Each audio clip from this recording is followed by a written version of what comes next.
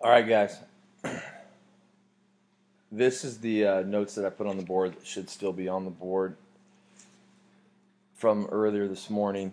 And so this is just a rough outline, a little bit more detailed. I'll give you guys my notes again about what federalism is, just that distribution of power between the national government and local governments. We talked about the unitary system. We talked about the confederate system.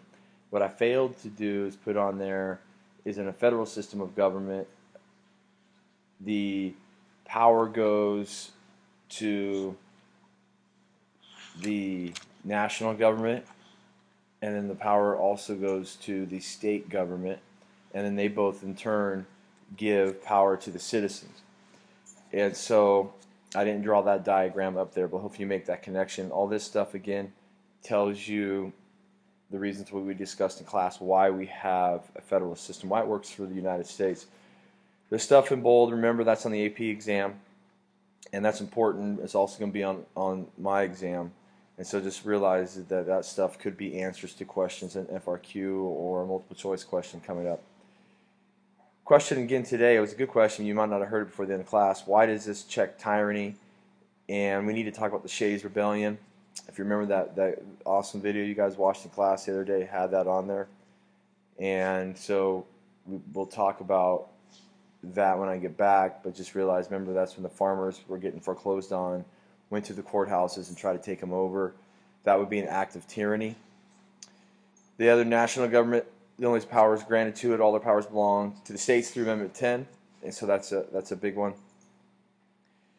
And then I also put here, cost of check of tyranny is at times inefficiently, but founders more interested in checking tyranny than having a strong and effective government that could run roughshod over the people's liberties. Remember why? Because we came from a king. We came from that, and so that's the reason why. Again, these are the other reasons we talked about there. That experimentation, these were some examples of that. The gambling in Nevada and other states, and California legalized marijuana. Those are just examples of see what works in those states. I know we had a history lesson today about other reasons why gambling and prostitution is legalized in Nevada. Awesome. But again, these are just examples of the federalism with that. And then finally, it keeps government closer to people, multiple points of access for citizens. The first thing I need to talk about here for you guys on the historical developments, and you guys should all have these notes hopefully in front of you. And what the notes are going to be on this side, it's going to be your notes that you had in class yesterday that we're taking today.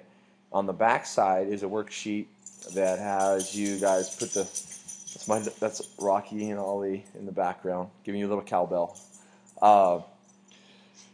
That on the back side of this, you guys have a worksheet about the powers in federal, state, national, and concurrent powers. If you guys can complete that in class and then answer the FRQ, that will just help us in our notes and organizational wise. So that would be really good. I'm going to talk about this part on the front part of our notes, and that's dual federalism. And I wrote some things up top for you guys in my handwriting. Put YouTube here because obviously that's what you're watching. And so let's talk quickly about some of the different characteristics of what dual federalism is and what it was. Again, this is when state and national governments remain supreme within their own sphere, and it was prevalent through 1937 until about 1937. Obviously, then it went away. National governments were responsible for some problems. In dual federalism, national governments are responsible for some problems, as well as the state governments are responsible for some problems. Examples that you want to write down that national government are responsible for is the national government has control over foreign policy, military, postal, and monetary policy. And so those are some of the things that under dual federalism what the government is responsible for. And I'll go through over some of the state governments, national governments. Each remain supreme in their own spheres. Powers and policy arrangements of the layers of government were distinct as a layer of cake.